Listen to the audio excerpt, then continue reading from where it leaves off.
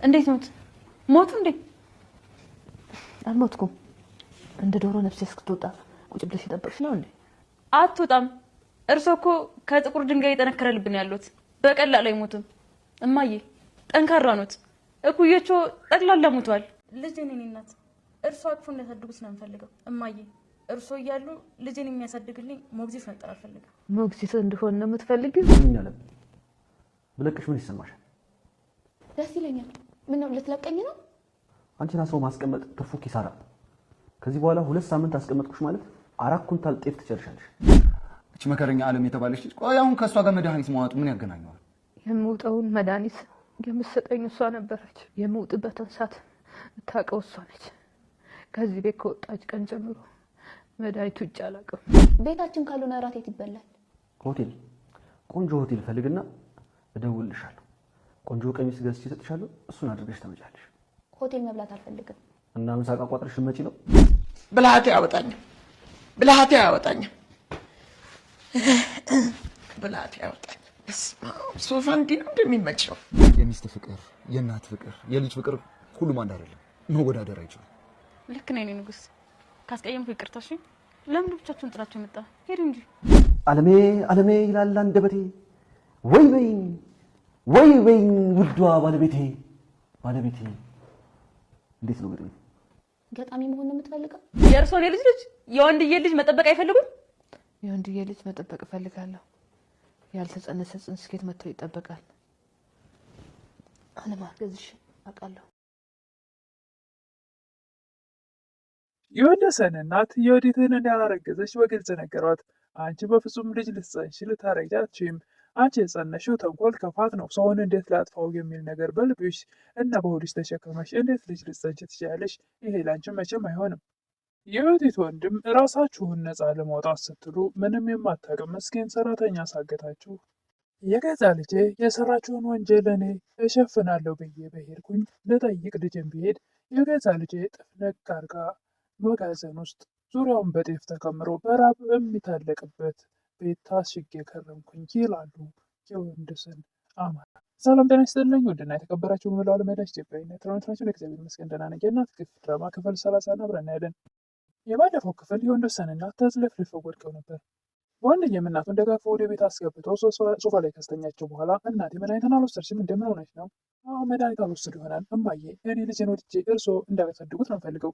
ልጅ እርሶ እያሉ መቼም ሞግዚት አልቀጥርም እያለች ትላለች የወዲት። ልጅሽን ብለው እሳቸውም እንዳልጸነሰች ስለሚያውቁ ሞግዚት እንደሆን ነው የምትፈልጊው ይላሉ የወንድሰን እናት። እሱ ፊት ለፊት እንዳላረገዘች ልትናገሩ አልፈለጉም።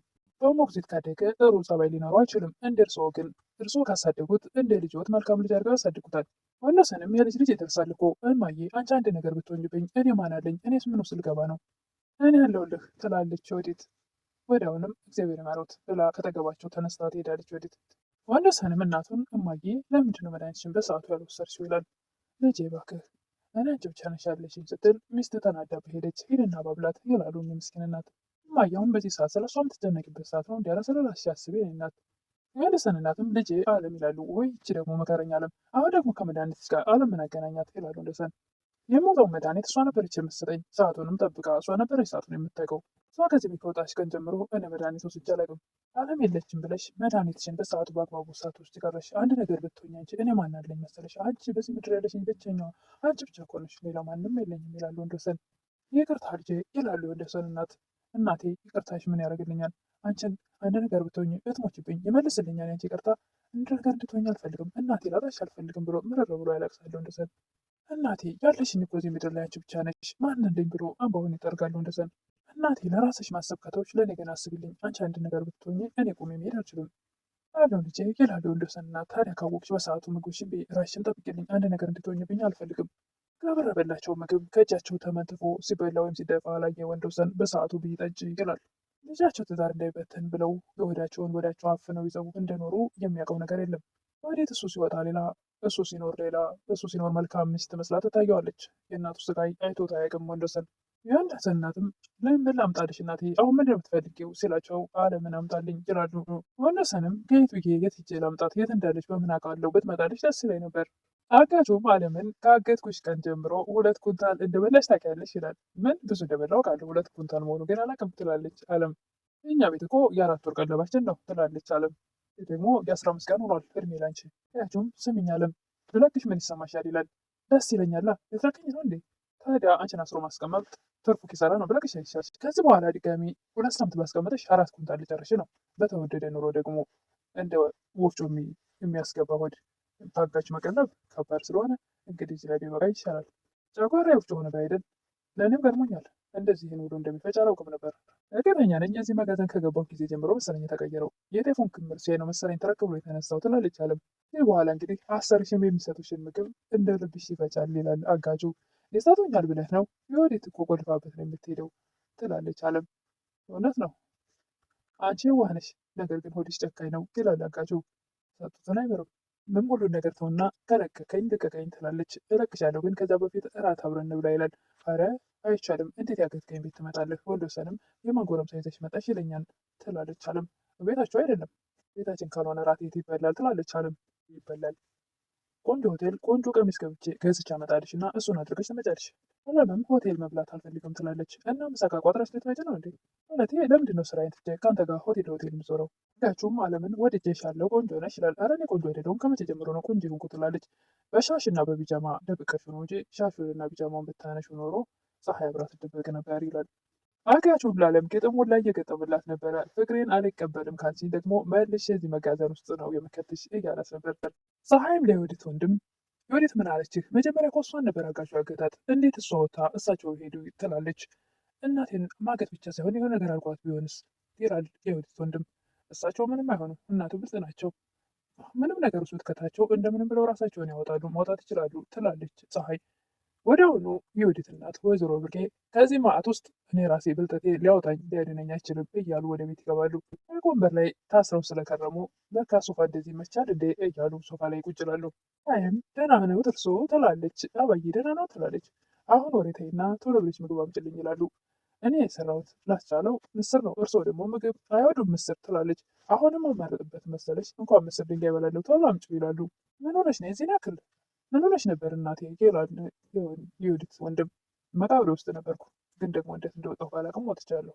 ፈልጉትን ካልሰጠኋቸው ደግሞ ድጋሚ መግባት አይቀርም ይላሉ ወይዘሮ ወርቄ። ፀሐይ በፍጥነት ምግባቸውን ታመጣላቸዋለች። የጆኋላንጣ ትላለች። ኧረ ተይኝ አሁን ጀርማ አይገለኝም እያሉ ባልታጠበ እጃቸው ምግቡን መጥረግ ጀምረዋል። ልጃቸውም ኧረ እናቴ ይበቃሻል፣ ምን ጉድ ነው? ሳህኑ ልትሰብሪ ነው እንዴ? ራብ የገባበት ቦታ ነበርሽ እንዴ እናቴ ይላሉ። ራብ የገባበት ነበርኩኝ። የነበርኩበት ቦታ በዙሪያ የጤፍ ክምር ተከምሮ እኔ ግን ራብ ጨጓራዬ ሲቃጠል ነበር። ወዴት ወንድምም የት ነበር ደግሞ ጤፉን እያየሽ የተራብሽው? ታግቼ ነበር እባክህ። ራሴ የቀጠርኩት ወንበዴ ራሴን አግቶኝ ነበር ማለትሽ ነው እናቴ? እንዴት ወንበዴ ትቀጥሪያለሽ? ለምንስ ነው የቀጠርሽው? እኔማ አለምን ለማሳገት ነበር የቀጠርኩት። ለምንስ ነው አለምን የምታሳግቻት? ከመቼ ጀምሮ ነው ከወንበዴ ጋር የምትሰሪው?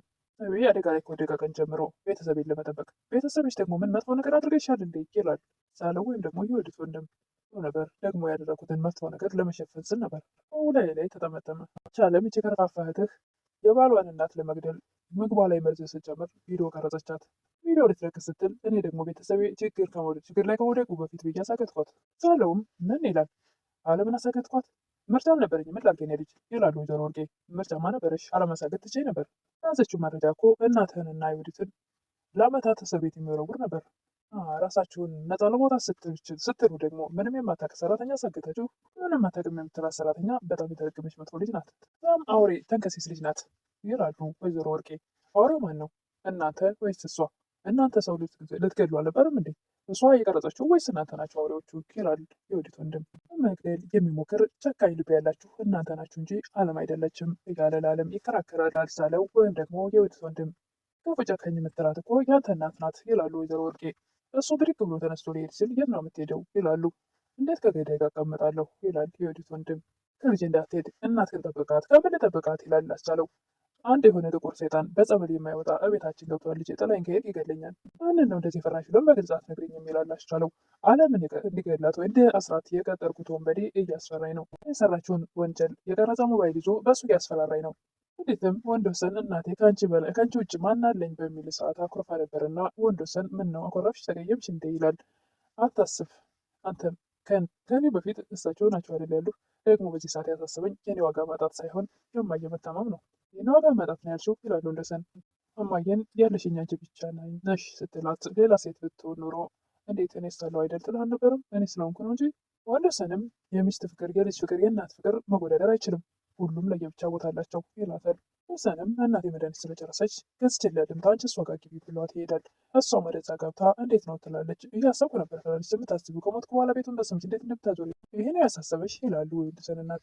ወይዘሮ ወርቄም ለልጃቸው ላስቻለው መጀመሪያ እሷ ነበረች የታሰረችው የታገተችው። እኔ ደግሞ ልጅን ለማስፈታት ጎራ ብዬ ስሄድ እሷ ደግሞ ያጠቆር የሆነ ሰው አንቺ ከዚህ መውጣት ከፈለግሽ እናትሽ ታሰሩ ሲላት እሷ ደግሞ ጥፍንግ አድርጋ አስራኝ ወጣች በራሷ እጅ። አስቻለው ምን እሷ ራሷን ለማዳን ብላ አንቺን አስራሽ ሄደች ይችላል። አሁን ልጄ ድጋሚ እንኳን ልጠይቀኝ አልመጣችም። ጥፍ ክምር ጋር አስራኝ ሄደች አድርጋለች። ወዲት አይደለም ማሳር ግዳያ ስትባል እንደምትገልሽ አትጠራጠሪ ይላል አስቻለው። እነዚህ አጋቾች ምንድን ነው የሚፈልጉት ይላል አስቻለው። ብር ነው የሚፈልጉት። ስንት ነው ይላል አስቻለው። 23 ሚሊዮን። ምን ብሎ ይደነግጣል። እኔም እንዳንተ ነበር መጀመሪያ የደነገጥኩት። 23 ሚሊዮን ብር ካልሰጠሽ ምንድን ነው የሚያደርገው ይላል አስቻለው። እንታሰራለን ነው ቤተሰቡ በሙሉ በአደባባይ ይዋረዳል። ልጅ 23 ሚሊዮን ብር ያለው ጓደኛ አለህ? ነግድ ያቅዶ ይሆናል የለቀቀኝ እንጂ አይለቀኝም ነበር በቀላል ይላሉ ወይዘሮ ወርቄ። እና ቪዲዮውን የያዘ ሞባይል ስለያዘ ነው። ቪዲዮውን እስከያዘ ድረስ በሰላም ልትኖር አይተውሽም። ራስንም ታገለው ኖረንም በል እንጂ አያስኖርሽም ትለኛለህ እንዴ? እና እኔ እናንቺና ልጅሽ በቆፈራችሁት ጉድጓድ እኔ አብሬያችሁ እንድገባ ትጠብቂያለሽ እንዴ? ይላላስ። እናንተ ጋር መግባት አይጠበቅብኝም። ደግሞ ከዚህ ችግር የምትወጡበትን በሩን በሙሉ ዘጋግታችሁታል ይላል አስቻለው። እውነት ነው እንግዲህ ፈጣሪ ሆይ ከዚህ ችግር ካወጣኸኝ አንድ ጦፍ አመጣለሁ። አይ ምነው አባዬ አንድ ጦፍ አያንስም ትላለች። 23 ሚሊዮን ብር ስሰጥ መድኃኒቴ ስለማይቀር የድሃ ስጦታ ደግሞ ጦፍ። የወዲት የሚወደሰንና ዘርገት ብለው ስለተኙ እማዬ ሞቱ እንዴ ብላ ቀና ብላ ታያለች። አለው አልሞትኩም እንደ ዶሮ ነፍሴ እስክትወጣ ቁጭ ብለሽ እየጠበቅሽ ነው እንዴ? ሉቃና ብለው የእርሰው ነፍስ በቀላል አይወጣም። ከጥቁር ድንጋይ እየበረታ ልብ ነው ያለሁት። ኩዮቹት በሙሉ ሞተው አልቀዋል። እርስዎ ጠንካራ ሰው ነው አይደል? እስካሁን ጥንካሬን ማሸረሸርሽ እኮ ፈጣሪ ሸርሸርሽ። ሌላ ምን እላለሁ? እኔ እኮ የምፈልገው እርስዎ ደህና ሆነው ልጅን እንዲታቀፉ ነው። የልጅ ልጅዎትን እንዲያቅፉ እንዲያዩ ነው የምፈልገው። ሞቶ አልፈልግም። የልጅ እርስዎ ሞተው ልጅን የህፃናት መዋያ መቆየት አልፈልግም። እና የልጅ ጠባቂ ልታደርጊ ነው? የልጅ ህይወትን የወንደሰን ልጅ መጠበቅ አይፈልጉም እንዴ?